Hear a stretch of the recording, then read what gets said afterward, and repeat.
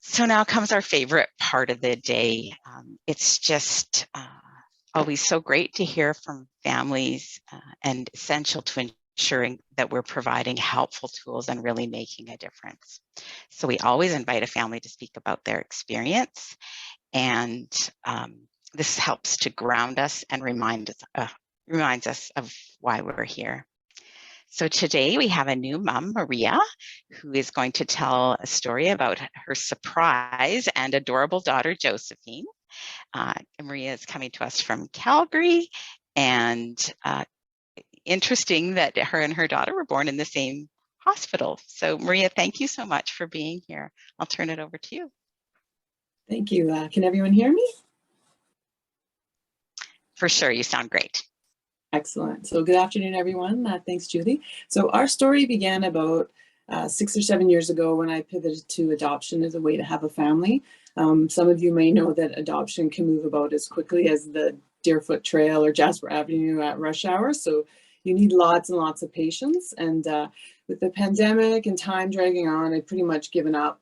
The only baby item I bought were a pair of booties, and I put it in the basement with my box of adoption books and paperwork, just collecting dust. And then one Thursday last October, my adoption agency called, and they said there was a newborn that matched my profile. Would I like them to show my file to the birth mother?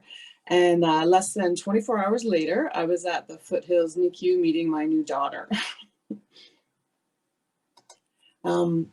The agency told me that Josephine was 3.9 pounds at birth and showed markers of Down syndrome.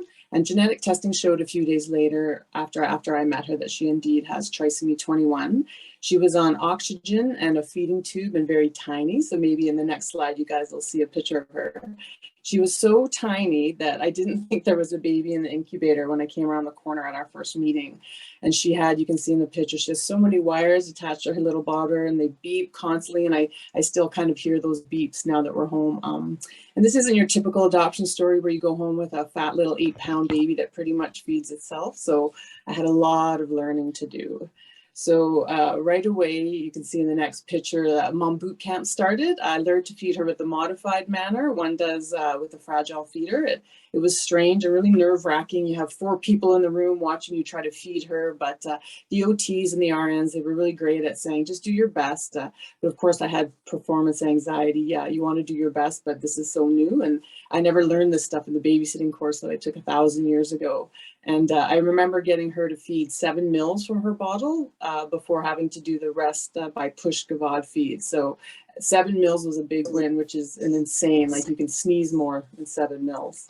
The OTs and the other caregivers started teaching me about the math of feeding, another thing I had no idea, and to get the babies to do a full bottle feed. So one of my first acronyms in Mom Boot Camp was SINC, Safe Individualized Nipple Feeding Competence, bit of a mouthful.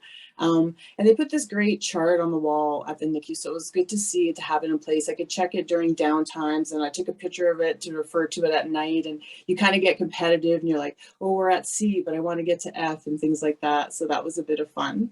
And you have to have fun with it because it is a lot of stress. And so Josephine, she steadily improved with the amount of formula she could take via bottle, and she soon graduated to gravity gavage. These are words I never heard of before, via her feeding tube. And this was very awkward, as you can see in the picture. But every step getting closer to getting her off the feeding tube was really important to me. And it was very important for her health, but also the nurses and the OTs started telling me that they teach me how to replace the feeding tube at home. And I was like, heck no, I can't do that. When you have a new baby, you're supposed to be picking out cute outfits and teddy bears, not running feeding tubes down your kid's throat at home. But if she needed it, of course, I would learn, but I really hope she wouldn't. And I kept learning about things that I had no idea were so important before, like soothers, bottle nipples. There's so many different kinds. And I was very happy that I learned the best kind for her, because I received several as gifts and I would have just popped them in her mouth. So I was really happy for the information the OTs gave me. And speaking of information, the handouts are super useful, full stop. every handout I was given, I super appreciated. The ones that listed where to buy certain items with fragile feeders. These items are sometimes hard to track down. And if you have a kid like this at home or in the NICU, you don't want to waste time going store to store to find these things. So I was really happy and relieved that someone had done the legwork and put it in a really nice, easy chart. And another thing with a new baby, especially a child with special needs, is keeping track of the information. So at the NICU, the staff would put all the important information on this whiteboard. Everyone could see, and then they just see in the bottom of the picture, they have handouts for the parents. And this was a great catch-all, and I really appreciated, you'll see the one nurse made a special point about Josephine's special needs for feeding. And that really made me realize even more fully how important for all her caregivers to really follow the instructions, and especially me, because I would be the one taking her home. So our big goal from the start was weight gain. So that was the name of the game. I was eager to get her big enough and healthy enough so we could get her home. It was nice to have someone look after her at night, but I really wanted to get her home. So about a month later, after being in the NICU for just under 30 days, she was able to go home without a feeding tube, thank goodness. She was on oxygen, but that made me less nervous than having to do those gravity gavage feeds in the middle of the night. I can't even imagine the stamina that would take. So at home, you see, I set up a sterile feeding lab, a bit of Breaking Bad-esque, but the preemie edition. The team at the NICU taught me all about formula preparation and bottle and water sanitation. And they gave me a great info sheet that I put on a clipboard near this feeding prep area you see in the picture, so I could refer to it in those foggy midnight feeds and those 3 a.m. feeds. So that really helped. And then the best thing ever that happened was the home peds team that started coming a few days after I brought her home from the hospital. Usually it was an LPN, an RT, and an OT. Oh my, it's a dream team. I had Andrea, Salima, and Cindy, and sometimes a PT would come, the wonderful Colleen. And they'd come even if it was minus 30 out. I would have said, oh, I'm not coming, or they were run off their feet from being short-staffed. The dedication was genuine and super impressive. After they'd leave, I'd also get a follow-up call from one of them to cover off questions. And I would forget that I even asked this question, and they would call me in a couple of days and say, oh, I followed up on that. I'm like, oh, that's wonderful, because I had totally forgot, but it was really vital information. And I'd also get a call from a dietitian to discuss calories and weight gains. And it was a huge relief to me to have this team helping Josephine and me out, especially with her. At first, she was only gaining about 13 grams a day. And I learned that 20 to 30 grams a day was ideal for her. So they kept helping me tweak things. It's always tweaking small things. So tweak her calorie count, making the formula a little different, troubleshooting with the nipple type, like who knew, ultra preemie, switching things up, ways to pace her, get her more organized when she feeds. You see her hands are kind of showing the things I've learned that are like cues and things like that.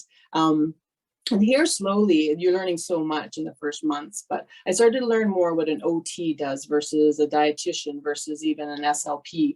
And even when I thought I was grasping it, I learned about certain overlaps. So I remember thinking it'd be great if there was a chart explaining who's who in the zoo type thing. And of course, recently I was looking at the Peace site and you have it there. So this would be a great handout at the beginning just to give to parents.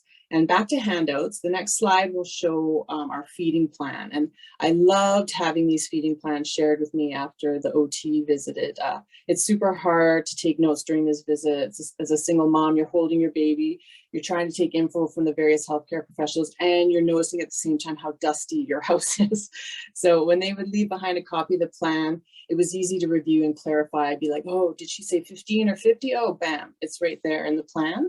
And it's great to pop this on your fridge to keep the going plans and feeding plan top of mind. And I really liked having a specific phone number to call in case I needed extra information, rather than a general number where you have to call and explain like for 10 minutes just to get to the person you want to. It saves a lot of time for a busy mom.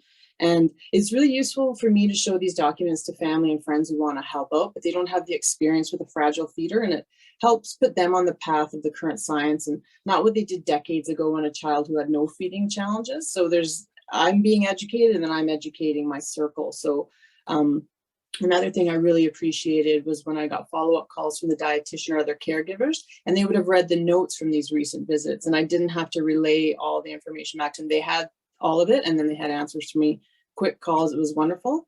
And so from the next shot, you'll see that Josephine is thriving from all this care that all of you are giving her monthly birthday shots. So this is Mr. Measure Bunny, and he shows that she's growing. And this is a relief. So there's her 1 month shot. And we'll go to the next cover, 2 month shot. She's gaining on the bunny, and you can see she has her oxygen off there. 3 month shot, still gaining. And then the 4 month shot. So, and she's happy, she's smiling, she's kicking that bunny's butt. So the last 4 months have been a wild roller coaster with this gorgeous girl, lack of sleep, but I never thought I'd have a family. So this is really wonderful. And now that I have a family, all of you, the staff at AHS, including P's, are really helping us.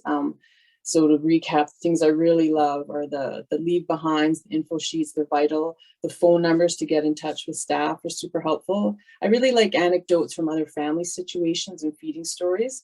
So you have a feeling someone else has chartered the territory you're navigating. It's really, you feel more like you're in a community.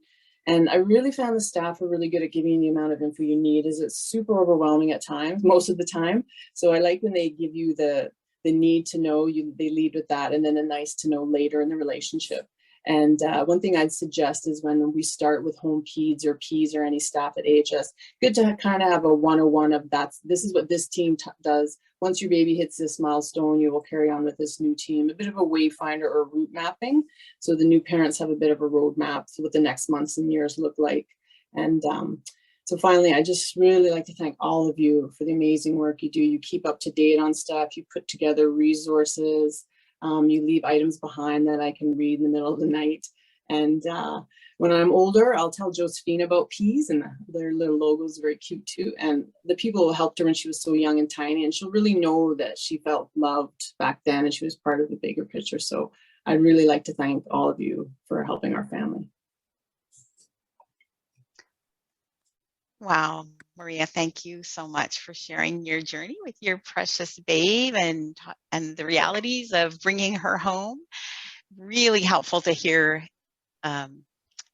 areas of focus for us, the practical tools, learning tips that were particularly helpful for you. And just, I mean, seeing her with Mr. Measurement Bunny, Mr. Measure Bunny, is that what you called him? Heartwarming for sure. Mr. Measure Bunny, just to be able to see her grow like that, that was just lovely. We're so glad that you found each other. I know you have to leave in just a minute. I hope you're seeing that there's some nice comments for you in the chat. We probably have time for 1 or 2 questions, comments before you go. Does anybody have anything they want to ask Marija, or anything in particular that you want to comment on that was helpful?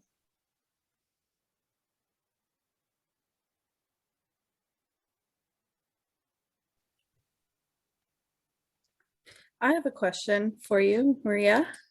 Sure. My name is Meredith. I work with Pediatric Home Care as well, with the team that's been with you.